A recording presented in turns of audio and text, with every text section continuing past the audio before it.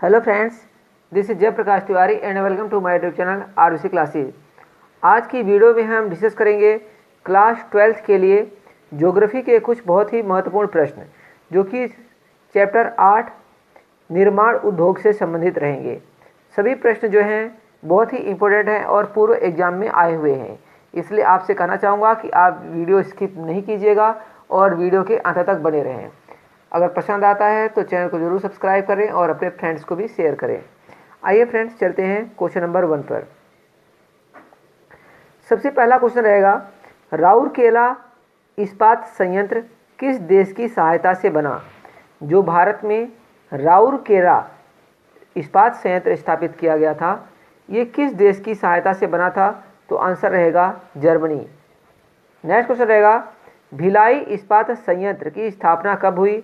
तो 1959 में हुई थी। जो भिलाई इस्पात संयंत्र है इसकी स्थापना कब हुई थी? 1959 में। अभी हम जो है अति लघु उत्तरीय प्रश्न डिस्कस कर रहे हैं। इसके पश्चात जो है अति लघु और दीर्घ उत्तरीय प्रश्नों को डिस्कस करेंगे जो कि बहुत ही ज़्यादा महत्वपूर्ण है। नेक्स्ट क्वेश्चन पर चलेंगे,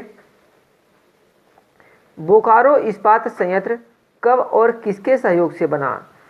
बोकारो इस्पात संयंत्र जो है वो किसके सहयोग से बना था और कब बना था?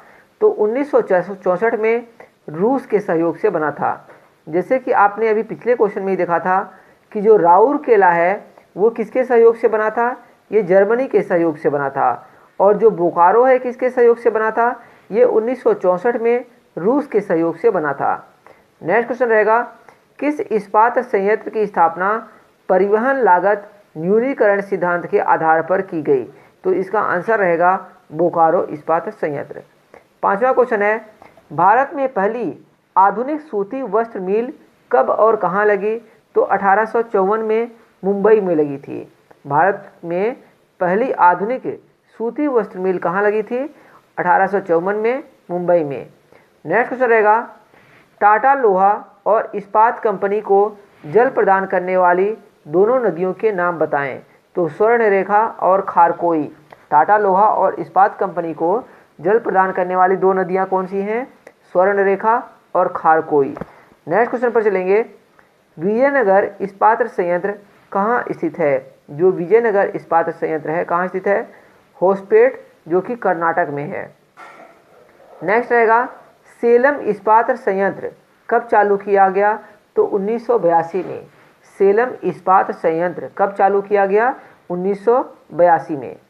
नेक्स्ट क्वेश्चन रहेगा, भारत में किस राज्य में सूती मिलों की संख्या सबसे अधिक है? तो तमिलनाडु में। भारत में किस राज्य में सूती मिलों की संख्या सबसे अधिक है? तमिलनाडु में। तमिलनाडु में सूती मिलों का सबसे महत्वपूर्ण केंद्र कौन सा है? कोयम्बटूर। तमिलनाडु में सूती मिलों का सबसे महत्वपूर्ण केंद्र कौन सा है? कोयम्बटूर। नेक्स्ट क्वेश्चन रहेगा, आधुनिक आधार पर चीनी उद्योग का विकास कब शुरू हुआ? तो 1930 इसका जो है सही आंसर रहेगा। 1903 इसका सही आंसर रहेगा। आधुनिक आधार पर चीनी उद्योग का विकास कब शुरू हुआ? तो 1903 में। नेक्स्ट क्वेश्चन रहेगा, भारत में पहली जूट मिल की स्थापना कब और कहाँ हुई? तो भारत में पहली जूट मिल की स्थापना सन 1855 में रिसरा, जो कि पश्चिम बंगाल में है, की गई। नेक्स्ट क्वेश्चन रहेगा, national organic chemicals industry limited की स्थापना कब और कहाँ हुई? 1961 में मुंबई में। नेक्स्ट क्वेश्चन रहेगा, central institute of plastic engineering and technology का मुख्य कार्य क्या है? तो पेट्रोकेमिकल्स उद्योगों में प्रशिक्षण प्रदान करना। नेक्स्ट क्वेश्चन रहेगा, 1869 में स्वेज नहर के निर्माण में भारत के किस पत्तन को प्रोत्साहन मिला? तो मुंबई पत्तन को। नेक्स्ट क्वेश्चन रहेगा, जलयान निर्माण उद्योग कब और कहाँ प्रारंभ हुआ? तो 1941 में विशाखापट्टनम में। जलयान निर्माण उद्योग कब और कहाँ प्रारंभ हुआ? तो 1941 विशाखापट्टनम। नेक्स्ट क्वेश्चन रहेगा, जो कि लघु उत्तरीय प्रश्न रहेंगे। अभी जो हम लघु उत्तरीय प्रश्नों को पढ़ रहे थे, तो आइए अपने प्रश्नों को देखते हैं। नई औद्योगिक नीति की घोषणा कब की गई? इस नीति के 4 मुख्य उद्देश्यों का वर्णन करो। तो नई औद्योगिक नीति की घोषणा 1991 में की गई। इस नीति के अनुसार क्या उद्देश्य हैं? अब तक प्राप्त किए गए लाभ को बढ़ाना, पुरानी औद्योगिक नीतियों की कमियों को दूर करना, मतलब जो अब तक हमने लाभ प्राप्त किए हैं उसको और अधिक बढ़ाना। और दूसरा पॉइंट, पुरानी जो औद्योगिक नीति है उनकी कमियों को दूर करना। नेक्स्ट क्वेश्चन इसी में पॉइंट रहेगा, उत्पादकता और लाभकारी रोजगार में स्वपोषित वृद्धि को बनाए रखना। और चौथा रहेगा, अंतर्राष्ट्रीय प्रतियोगिता प्राप्त करना, मतलब अपने जो उद्योग धंधे हैं उनको अंतर्राष्ट्रीय स्तर पर खड़ा करना। नेक्स्ट क्वेश्चन रहेगा, लोहा इस्पात उद्योग किस देश के औद्योगिक विकास का आधार है, ऐसा क्यों? लोहा इस्पात उद्योग किसी देश के औद्योगिक विकास का आधार है, क्यों?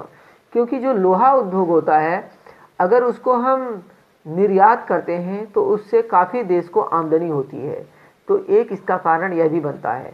क्या है और कारण देखते हैं। यह उद्योग कई उद्योगों को आधारभूत सामान प्रदान करता है, मतलब जो लोहा इस्पात उद्योग है, जैसे आप मान लो कि कोई आप बिल्डिंग भी खड़ी करते हो तो उसके लिए भी आपको सरिया चाहिए, तो वो कहाँ से मिलेगा आपको सरिया? लोहा इस्पात उद्योग से मिलेगा। पुल बनाते हो उसके लिए चाहिए, मतलब जो लोहा इस्पात उद्योग होता है सभी कार्यों के लिए महत्वपूर्ण है लगभग। तो क्या लिखा हुआ है कि यह उद्योग कई उद्योगों को आधारभूत सामान प्रदान करता है। और दूसरा पॉइंट है इसी में कि यह आधुनिक मशीनों, परिवहन तथा यंत्रों का आधार है, इसलिए इस उद्योगों की पूंजी भी कहा जाता है, इसलिए इसे उद्योगों की पूंजी भी कहा जाता है।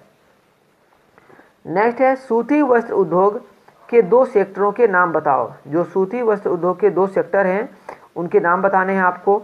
तो 2 सेक्टर कौन कौन से हैं? हथकरघा सेक्टर और विद्युत करघा सेक्टर। हथकरघा सेक्टर क्या होता है? स्थानीय श्रम तथा कच्चे माल पर निर्भर करता है तथा इसका उत्पादन भी सीमित है। और जो विद्युत से होता है, करघा सेक्टर में कपड़ा मशीनों द्वारा उत्पादित किया जाता है। यह सेक्टर देश के कुल उत्पादन का 50% भाग उत्पादित करता है। फिर है, छोटा नागपुर औद्योगिक प्रदेश को किन भौगोलिक परिस्थितियों ने विकसित किया है? 3 बिंदुओं पर वर्णन करना है। तो इसके जो है आंसर दिए हुए हैं, लिखे हुए हैं, आप देख सकते हैं। नेक्स्ट क्वेश्चन रहेगा, चीनी उद्योग एक मौसमी उद्योग है, क्यों? क्योंकि आपको पता होगा कि जो चीनी होता है वो गन्ने से निकलती है हमारे देश में, और उसका जो है एक सीजन होता है कि अब गन्ना कब फटेगा और कब उसका जो है पैदावार होने के बाद उसको मिलों तक पहुंचाया जाएगा। तो इसी कारण जो है चीनी उद्योग एक मौसमी उद्योग होता है। देखते हैं क्या लिखा है। इसका खेत के काटने के 24 घंटे के अंदर ही पेरा जाए, रस निकालना तो अधिक चीनी की मात्रा प्राप्त होती है। अगर 24 घंटे के अंदर जो गन्ना है उसको नहीं पेरेंगे तो रस कम निकलेगा। और दूसरा है, शुष्क ऋतु में गन्ने को खेत में नहीं रखा जा सकता, सूखने पर चीनी की मात्रा कम हो जाती है, इसलिए इसे काट कर मिलों तक भेजा जाना जरूरी है।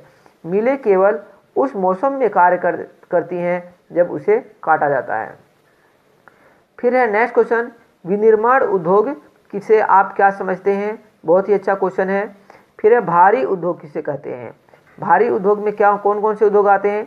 इस्पात उद्योग, मशीनरी उद्योग, इंजीनियरिंग सामान बनाने के उद्योग भारी उद्योगों में गिने जाते हैं। नेक्स्ट है इसी में क्वेश्चन, भारत की नई औद्योगिक नीति 1991 में किए गए 6 उपायों का वर्णन करो। तो आप इसका जो है आंसर देख सकते हैं। लिखा हुआ है कि औद्योगिक लाइसेंस व्यवस्था का समापन, विदेशी तकनीकों का निःशुल्क प्रवेश, विदेश निवेश नीति, इसी तरीके के कुछ और लिखे हुए हैं पॉइंट। नेक्स्ट है, भारत में सूचना प्रौद्योगिकी क्रांति प्रभाव क्या है? इसका जो है आपको आंसर बताना है। नेक्स्ट क्वेश्चन पर चलेंगे, जो कि दीर्घ उत्तरी प्रश्न रहेंगे इस चैप्टर से जो बनते हैं, आप इनको नोट कर लें। फर्स्ट है, भारत में चीनी मिलें गन्ना उत्पादक क्षेत्रों में क्यों संकेंद्रित हैं? किन्हीं 5 कारणों को स्पष्ट करो। तो इसका आंसर लिखा हुआ है, मैं स्क्रॉल कर रहा हूँ स्क्रीन को, आप देख सकते हैं। दूसरा क्वेश्चन रहेगा, भारत में किसी प्रदेश के उद्योगों की स्थिति को प्रभावित करने वाले कोई 5 कारण स्पष्ट करो। तो कच्चे माल की उपलब्धता, शक्ति के साधन, परिवहन, बाजार, और जो 5वां पॉइंट रहेगा श्रम। नेक्स्ट है, स्वतंत्रता के बाद पंचवर्षीय योजनाओं में स्थापित सार्वजनिक क्षेत्र के इस्पात संयंत्रों के नाम बताओ तथा वे किन किन देशों के सहयोग से स्थापित हुए थे। बोकारो इस्पात संयंत्र को कौन सी 3 सुविधाएं प्राप्त होती हैं, आपको ये बताना है। तो फ्रेंड्स, ये थे कुछ महत्वपूर्ण प्रश्न जो कि आपके बोर्ड एग्ज़ाम के लिए बहुत ही ज़्यादा हेल्पफुल रहेंगे। आप इन प्रश्नों को ज़रूर पढ़ें और हो सके तो अपने फ्रेंड्स को भी शेयर करें ताकि वो भी इनका लाभ उठा सकें। Okay friends, thank you for watching this video. मिलेंगे नेक्स्ट वीडियो में।